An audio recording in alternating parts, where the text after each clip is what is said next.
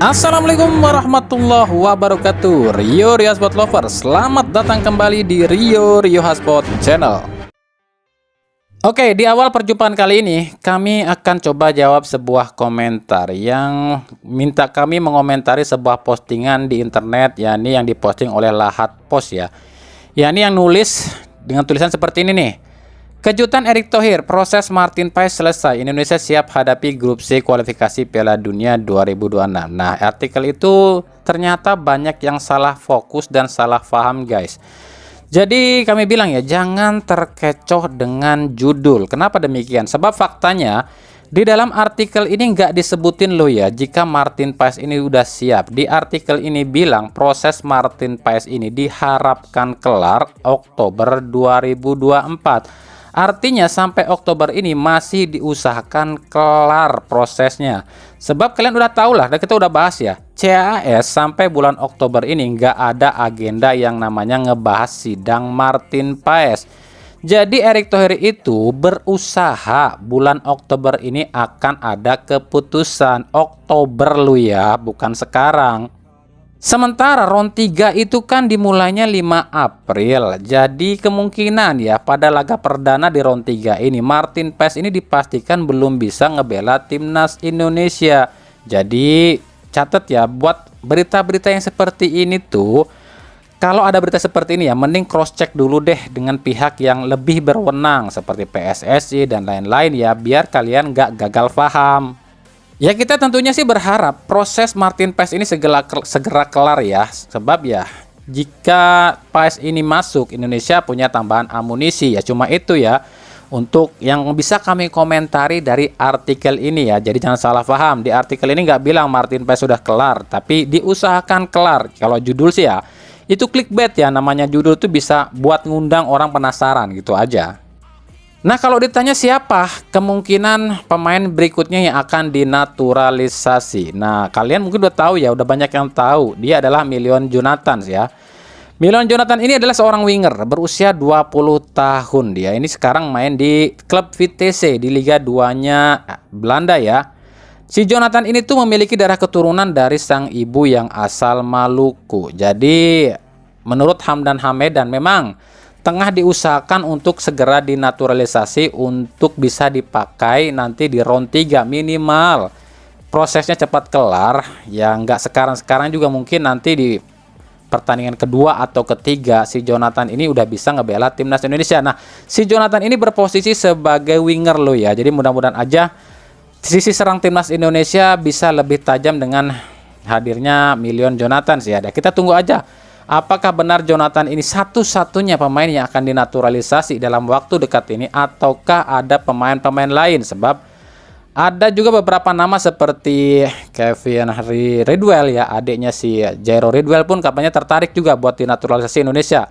Begitu juga dengan Ole Romeni dan lain-lain ya. Jadi ditunggu aja kalau soal pemain naturalisasi. Kami pribadi belum bisa nyebutin nih siapa yang akan pasti dinaturalisasi oleh PSSI, sebab itu bukan wewenang kami, dan kami pun agak terbatas dapat informasi ini, sebab dari pihak Kemenpora, Diaspora dan lain-lain itu juga punya bagiannya masing-masing, paham ya?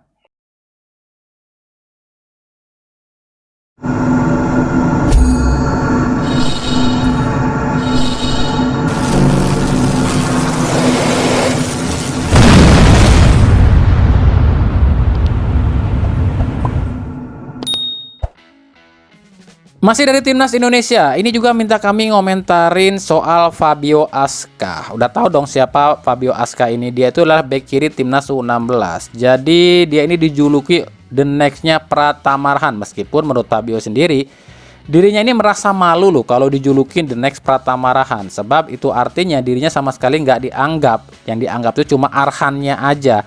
Tapi apa boleh buat, lemparan jauh yang dilakukannya ini tuh udah lebih dikenal duluan ya Arhan yang mulai ya. Sebab ya kita tahu sekarang ini lemparan jauh Pratamarhan ini udah dipatenkan sama FIFA. Jadi lemparan jauh Arhan ini, lemparan jauh seperti ini disebutnya Arhan style. Kita akan ceritakan sedikit soal Fabio Aska. Ini yang kami tahu dari berbagai sumber aja lo ya. Kalau ada yang salah atau kalian lebih dekat dengan Fabio Aska, tolong koreksi kami lo ya.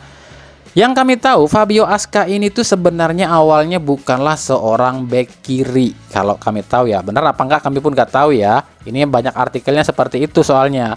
Fabio Aska ini sebenarnya awalnya adalah seorang striker. Ketika dia masuk ke Persija Youth atau juniornya Persija, dia ini ditempatkan sebagai winger.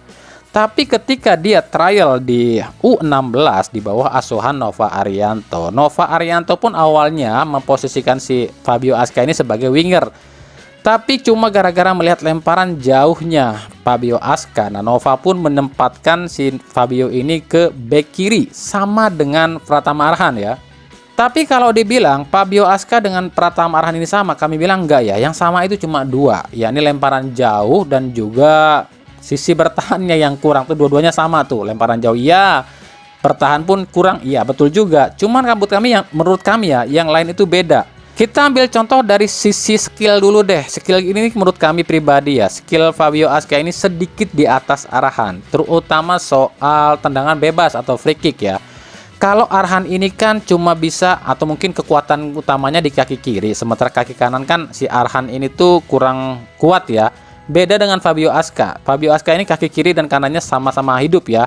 Dan saat free kick pun, ini umpan-umpannya Fabio Aska ini lebih akurat dibandingkan Arhan. Itu menurut kami.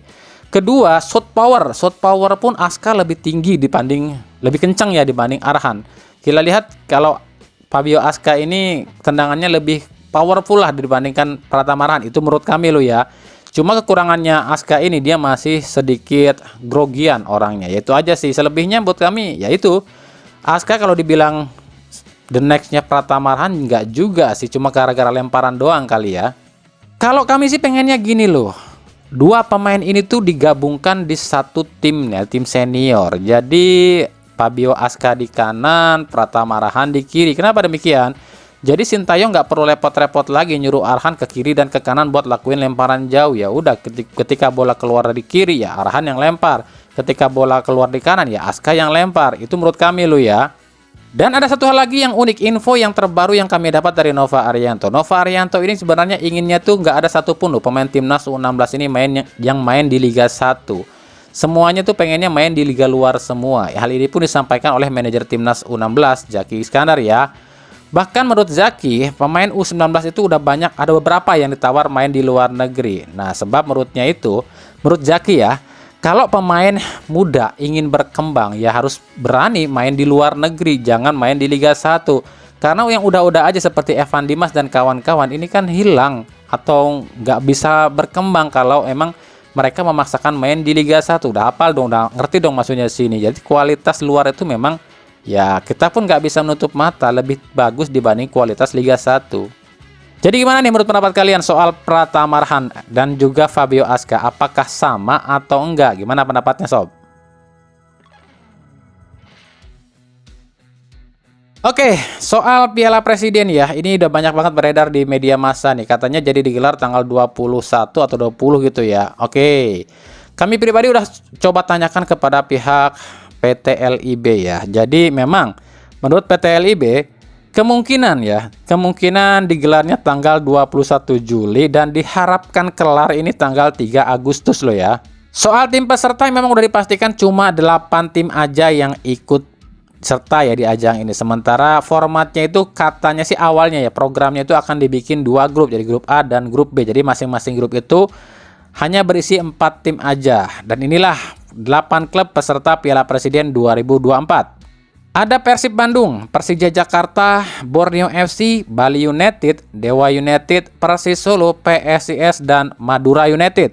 Jadi 2 tim yang awalnya nih menolak ikutan seperti Madura United dan Bali United ternyata dipaksa ikut. Karena menurut LIB malu-maluin katanya. Masa peserta Championship Series nggak ikut Piala Presiden? Akhirnya 2 tim ini pun mau ikut. Selebihnya 10 tim yang nggak ikut itu adalah Persik Kediri, Persebaya, Barito Putra, PSM, PSBS, Malut United, Semen Padang, Persita, Arema, dan PSS Sleman. Itu nggak ikut juga Piala Presiden ya. Jadi untuk yang ini kita tunggu aja ya launching resminya dari pihak PT LIB dan Indosiar sebagai official broadcast ya. Kalau misalnya memang dibagi 2 grup, berarti satu grup itu main 3 kali. Cuma 3 kali loh, sebab ini kan formatnya bukan home away, tapi memang main di satu tempat. Katanya sih rencana awalnya cuma akan digelar di Bali dan Bandung, tapi buat kejelasannya kita tunggu aja dari penjelasan dari PT LIB.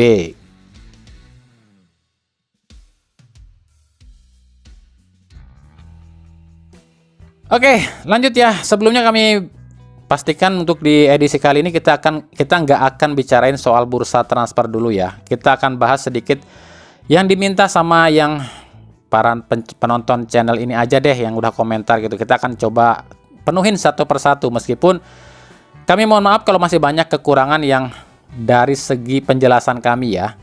Salah satunya adalah banyak banget yang nanya di komentar, atau mungkin banyak yang belum tahu ya soal negara Malta. Mungkin kalian salfok ya dengan apa yang kami bilang di video sebelumnya soal Gilbert Agius, yang kalian pikir orang Irlandia atau orang Inggris kali ya, ternyata dia ini orang Malta. Nah, mungkin kalian masih bingung nih, sebenarnya negara Malta ini negara apa sih gitu. Ada yang bilang negara ini negara antah berantah dan juga nggak jelas dan lain-lain. Apa benar itu? Nah, kita coba akan kulik sedikit ya, negara Malta ini tuh seperti apa dan sepak bolanya itu seperti apa sih di negara Malta ini. Negara Malta adalah salah satu negara terkecil di dunia, bahkan salah satu yang terkecil di Eropa. Negara ini terletak di antara himpitan perbatasan Italia, Tunisia, dan Libya di benua Afrika ya. Maka wajar jika negara ini kulturnya itu memiliki dua kultur, ini kultur Eropa dan kultur Afrika.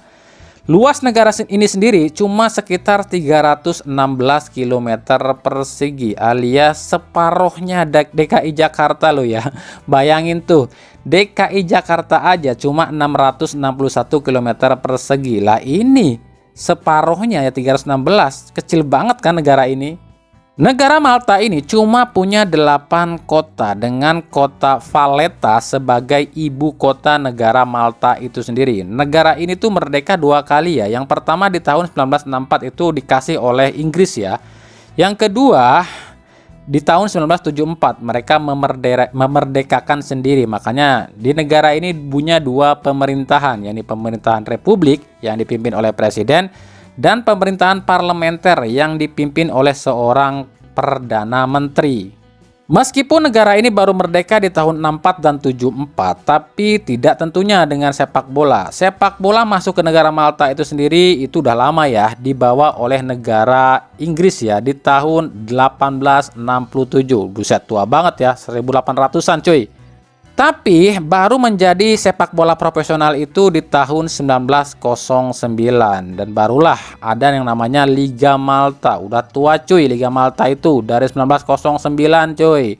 Malta baru masuk jadi anggota FIFA itu di tahun 1959, dan di sini tuh ada 4 kompetisi ya, yakni Liga Utama Malta yang disebut BOF Malta Premier League, lalu juga Challenge League 2 alias Liga 2 Malta, Liga Wanita Malta Utama, dan Piala Wanita Malta dan Piala Malta. Liga Premier Malta sendiri diikuti oleh 12 klub dengan sistem promosi dan degradasi. Meskipun cuma 12 klub, tapi liga ini udah sering banget loh kirimkan perwakilannya ke Liga Champion Eropa.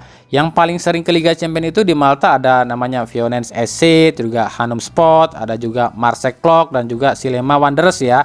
Meskipun biasanya tim-tim dari Malta ini selalu tewas di babak grup. Juara liga terbanyak Liga Malta sendiri saat ini masih dipegang klub Marseille Clock. Untuk pemain asing sendiri, regulasi pemain asingnya di negara Malta ini nggak terbatas ya. Setiap klub boleh ngerekrut pemain asing berapapun, asal cuma 2 yang dibolehin dari Asia di setiap klub. Pemain-pemain yang main di Liga Malta ini kebanyakan pemain-pemain yang berasal dari Liga 2 kompetisi dunia manapun seperti Eropa, Amerika, Afrika, dan Asia, yang tujuannya demi batu loncatan agar mereka ini bisa dilirik tim-tim besar Eropa. Sebab Malta ini memang ditugaskan oleh FIFA mencetak bintang-bintang top ya. Di Liga Indonesia sendiri, memang kita tahulah sempat ada beberapa, bukan sempat ada beberapa sih, banyak juga, masih banyak juga pemain-pemain asing yang tadinya bermain di Liga Malta. Kita sebut aja yang paling terkenal adalah Taisei Marukawa, yang dia ini awalnya bermain di Liga Malta. Kemudian ada nama Keisano, Charles Lokolingoy, Bobari Diaka, Jefferson Asis, Fedrinho, Kaizu Yamazaki, Rafael Conrado, sampai Kei Hirose pun awalnya semuanya main di Liga Malta. Jadi udah jelas ya, Malta ini tuh bukan negara antah berantah loh ya. Bahkan kalau di dunia sepak bola bisa dibilang negara Malta ini justru lebih tua dibandingkan sepak bola Indonesia. Nah, kenapa para pemain asing ex Liga Malta ini justru banyak yang diminati oleh tim-tim Liga Indonesia? Sebab karena negara Malta ini menerapkan sistem kompetisi yang sangat ketat, sangat teratur, sangat tertata, dan sangat rapi. Meskipun cuma 12 tim, tapi di sistem kompetisi ini full menerapkan sistem kompetisi di Eropa. Cara kompetisinya, cara metode latihannya, dan lain-lain.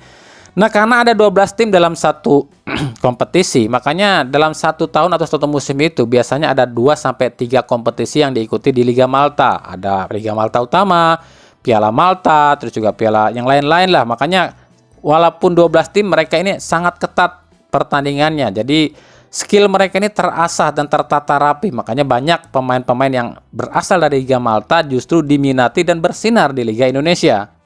Itu tadi ya sedikit pembahasan kita soal Liga Malta dan negara Malta ya. Itu yang kami tahu aja ya. Kalau ada yang salah-salah ya mohon dimaklumi dan tolong dikoreksi ya. Semoga apa yang kita bahas ini bisa bermanfaat buat kalian.